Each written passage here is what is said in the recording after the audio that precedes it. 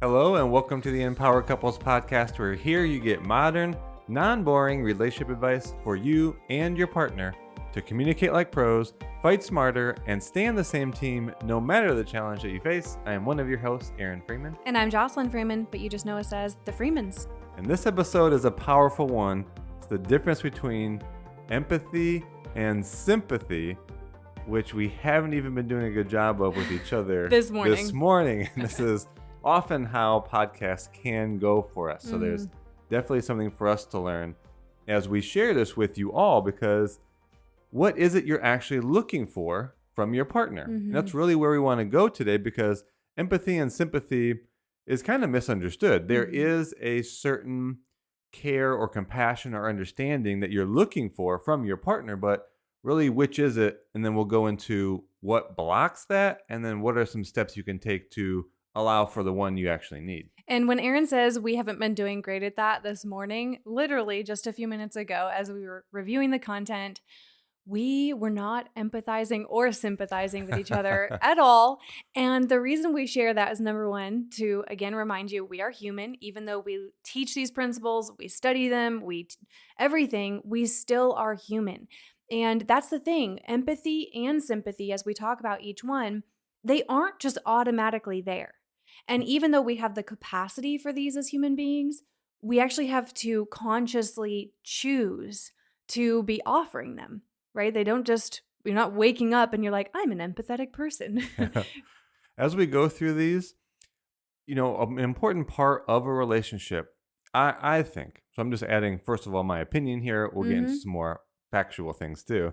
But it's that in a relationship, you need to be able to express sadness, distress. I'll use those as sort of category terms. You need to be able to express those to your partner, and in some regard have them either understand or even share in that feeling and provide some kind of comfort and support and compassion that you're needing. It's like kind of share in my pain at times, right? Or at least, I don't want to say sharing in the misery, but it's that someone can understand and be alongside you as you have challenging things, and in this case, really just emotions come up in response to the things that are happening in your life. And what's interesting is a lot of times what we offer our partner is logic instead, right? So our partner is in a state of more emotion, which emotion doesn't really make sense a lot of the time for stimulus reaction, right? It doesn't really make a lot of sense. So emotion isn't logical. But then we try to go back to our partner with logic, oh, here's the fix for that. Or if only you did this, or that doesn't make sense because of this. Let me give you data. Or don't put that emotion on me, and here's why you shouldn't. Yeah, don't be upset.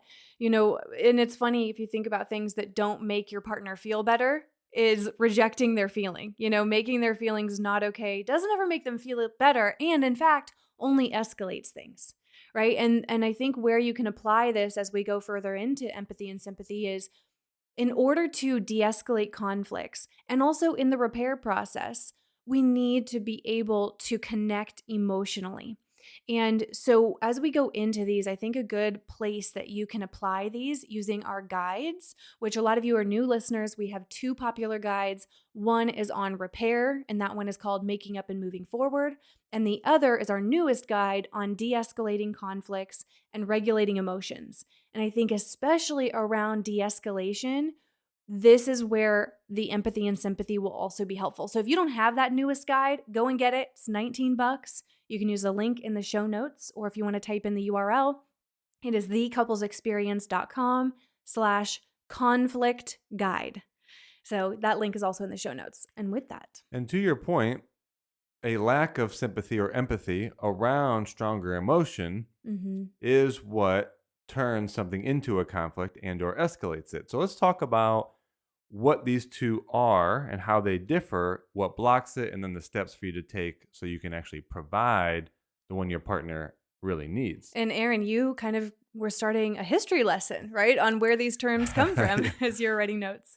Well, we could have went with our opinion, but I wanted to make sure we really got to where these words actually come from, because it does seem, and there's facts out there. That empathy is a little bit misunderstood, primarily because it's just gotten more popular and almost trendy, if you Mhm. will, over sympathy.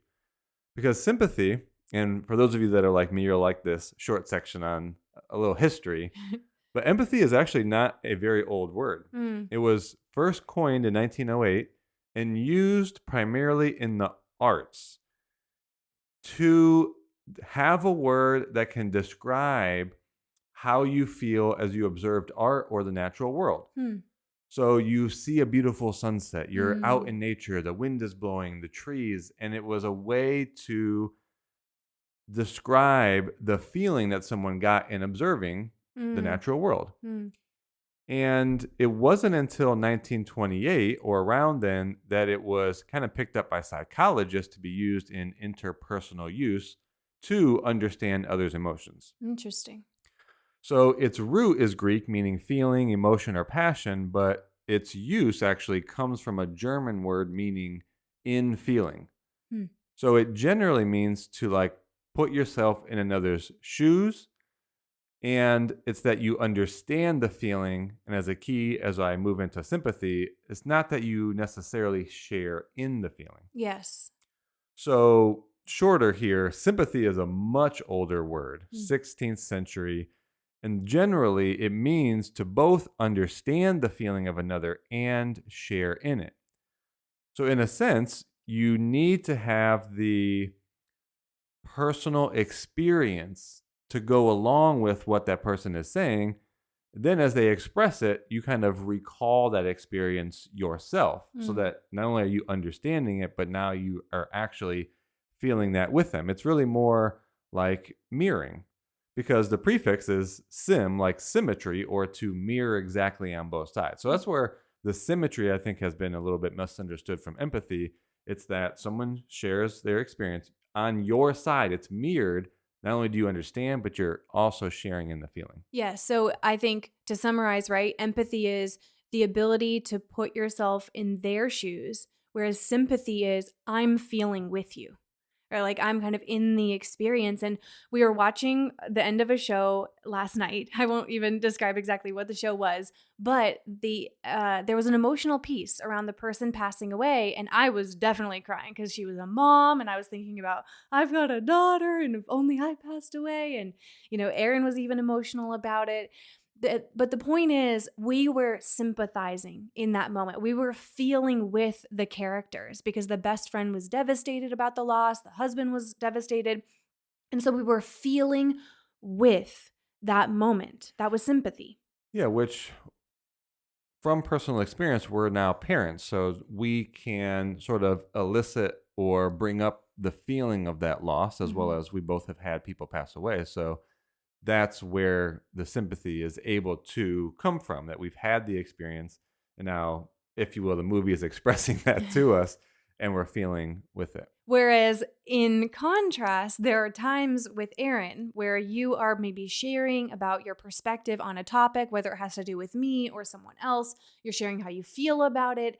And I might not sympathize with you in the sense that I might not be feeling in it with you. I'm not maybe as affected as you are, or maybe I haven't been in that experience. So I don't know exactly what that feels like.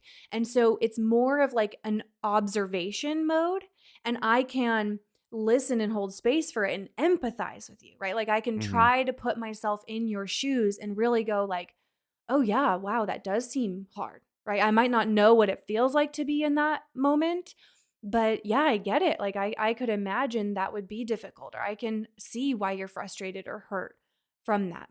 Which really leads us into the first blocks to sympathy and empathy. Mhm. Because now, as you listen, try to discern which you're actually wanting from your partner or which you could better present or display to your partner, maybe. Is it sympathy or empathy? So, what's going to initially block you? And I'll do one for sympathy. You won't be able to sympathize, as you were just stating, with someone if you haven't actually experienced the emotion that they are expressing. Mm. And for me, for whatever reason, it made me think of something outside of relationships. Mhm. Maybe it was like the last 2 years or so, but having experiences outside of, let's say, my race, my age, sort of my class, my upbringing, my culture, Mhm. I recognize that there are a lot of experiences around that I have not had. Mhm. Like someone assuming the worst of me or not giving me the benefit of the doubt based on, let's say, my race, for example. Mhm. And I haven't experienced that. So, in a sense, I'm not really going to be able to sympathize with someone that has. Mm.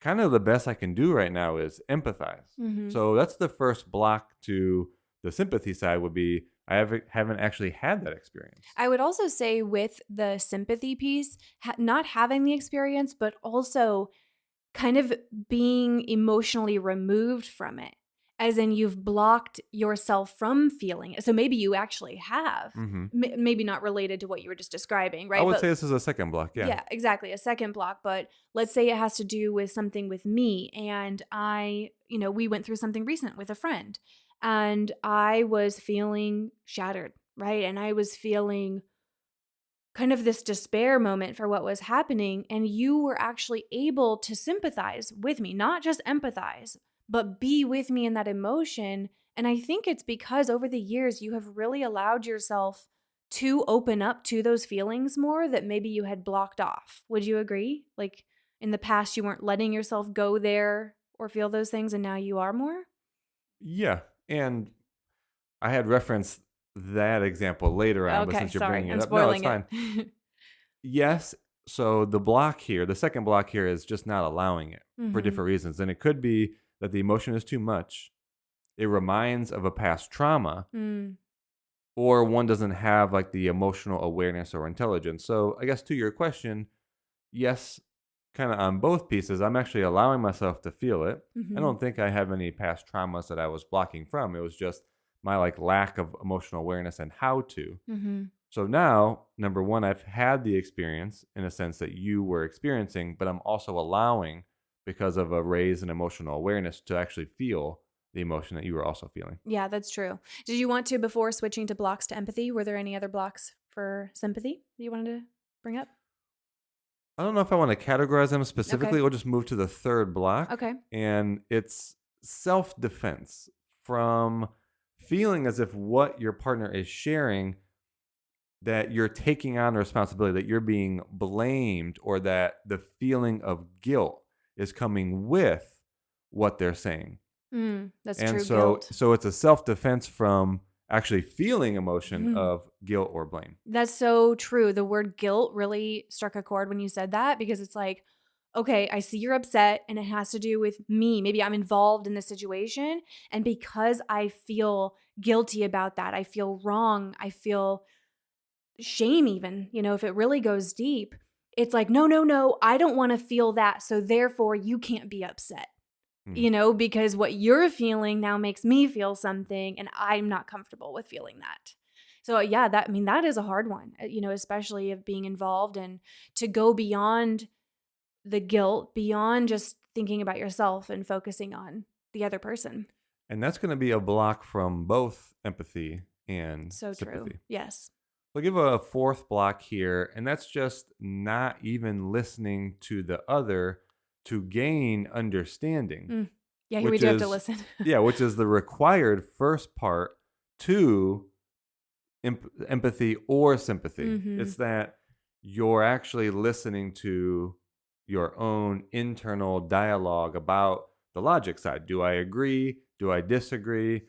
Are they making me wrong? What am I trying to interpret that they're saying about me so I Mhm. can, again, kind of defend myself, or various things of kind of keeping yourself from feeling other emotions. So it's that your inability to actually listen. You might be hearing, which we often talk about. That's just an auditory absorption of your ear. Like you can't really stop that.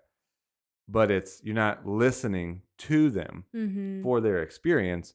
You're just listening to yourself. Exactly. And that's where, in order to empathize with our partner, we have to go beyond just the words they're saying. Because sometimes your partner is describing something that's at the surface level. Maybe they're talking about, oh, this is all over the ground and this is all over the kitchen. And they're, focusing on these words more logical things, but their emotional response is something beneath the surface. And so it's empathizing. Okay, if I were to put myself in my partner's shoes, they're overwhelmed. And sure, I might not care about the dishes like they do, but I can understand what it feels like to be overwhelmed. And I can empathize with that and acknowledge that within my partner. So, yeah, I think exactly what you're describing is not listening to the emotion and instead listening to the logic of what they're saying. Mhm.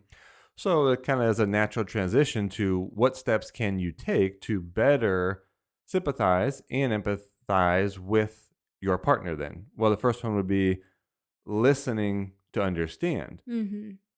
So if you've been on any of our web classes or our coaching, a simple exercise, though not always easy, it takes a change in pattern, is a active listening practice, right? So you have to pause, you identify a speaker and a listener, and then the listener's job is to really mirror or repeat back what the other is saying and then asking, now, is that right? And did I miss anything?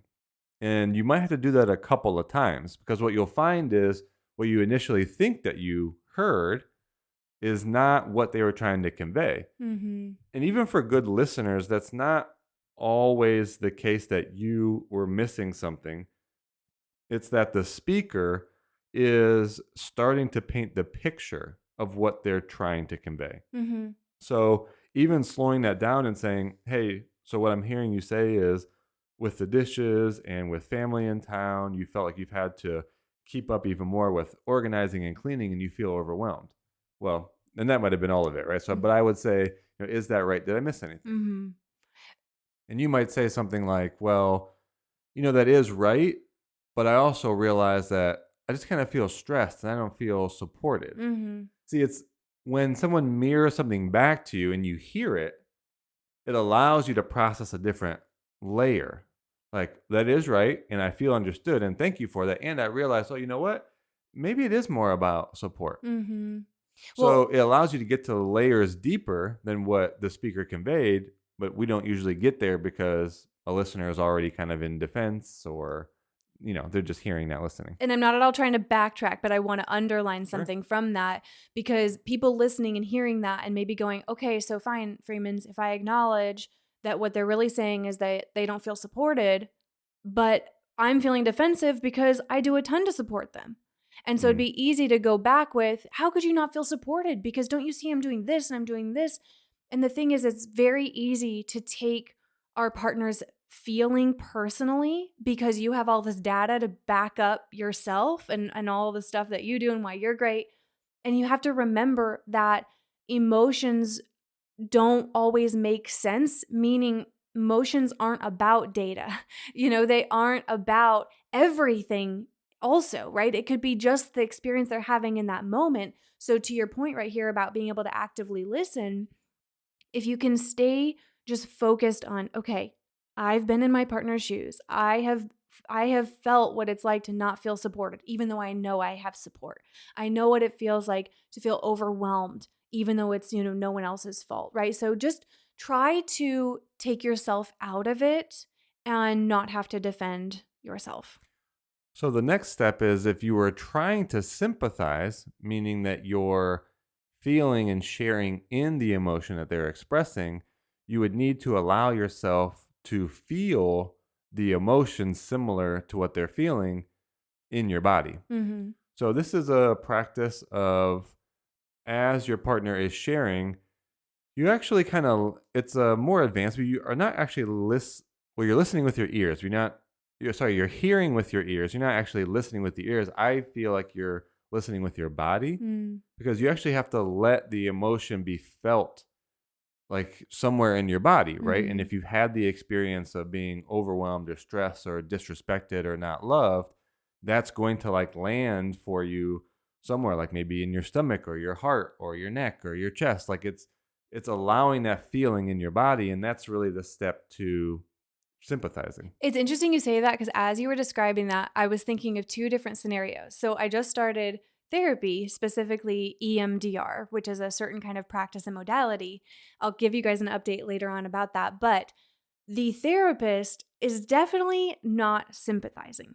in a good way, meaning she is meant to have an energetic boundary, right? She is there to truly just create a space and listen. And she's really empathizing with me. She is very much mirroring things back to me. She's asking good questions. I can tell she relates at times, but she's not crossing an emotional boundary in that she doesn't tear up when I'm, sharing what is coming up. She isn't like I can tell having any kind of a visible emotional reaction to what I'm saying. So that's a good thing. I don't want her to sympathize with me in that moment.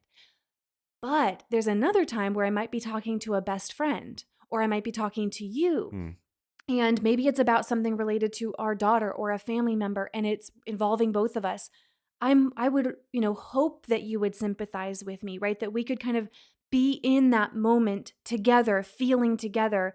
So yeah, does that distinction make Yeah. sense? The last thing I wanted to add here as we close out is that it's a good point because a therapist to a partner to a friend to a coach Or a boss. or a boss, Mhm. they're actually, and don't get me wrong here. I mean, there's a level of humanity, obviously, right? But depending on the position or role or relationship you have with that particular person, like a boss or a coach, they're actually not interested in sympathizing with you. And they Mhm. might not be interested in empathizing with you either. Hmm.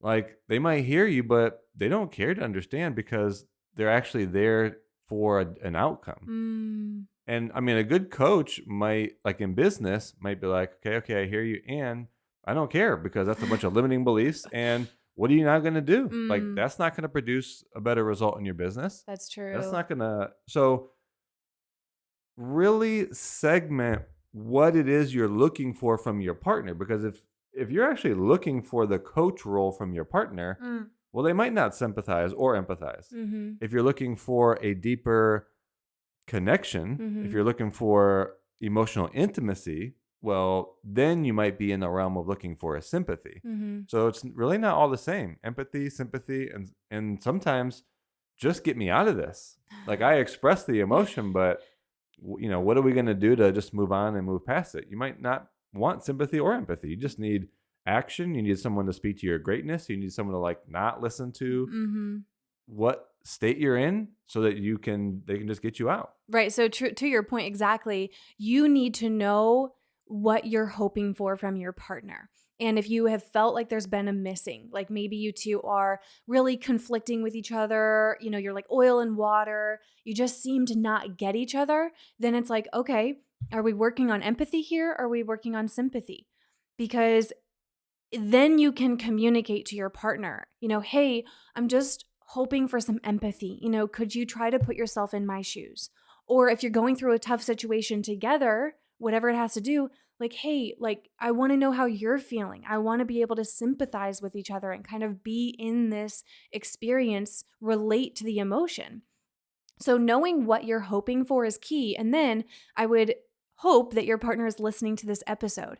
And if you are listening to this together, and maybe you're realizing that there's one or both of these that you actually need to work on, because maybe you weren't shown what this looks like growing up. Maybe your parents didn't empathize with you, or you never talked about feelings, for example. And it doesn't mean you have to be this overly emotional person. Like Erin's not like walking around crying all the time or, things like that. It's not about being outwardly emotional in the sense that a lot of people think of, but being able to your term you brought up earlier, emotional intelligence, to be able to recognize and hold space for emotions is really key. So logic is definitely needed sometimes, but also emotions are a key part of relationships and intimacy in particular. You aren't two coworkers together, right? You are two life partners who want to have a home that is full of love, connection, and harmony. So, with that, we hope you enjoyed this episode. Make sure you write a review on whichever platform you're listening on. Empathy and sympathy take focus. And Erin, I will focus on more empathy and sympathy with you since we Oh. failed this morning. But with that, we hope you enjoyed the episode and we will talk to you on the next one.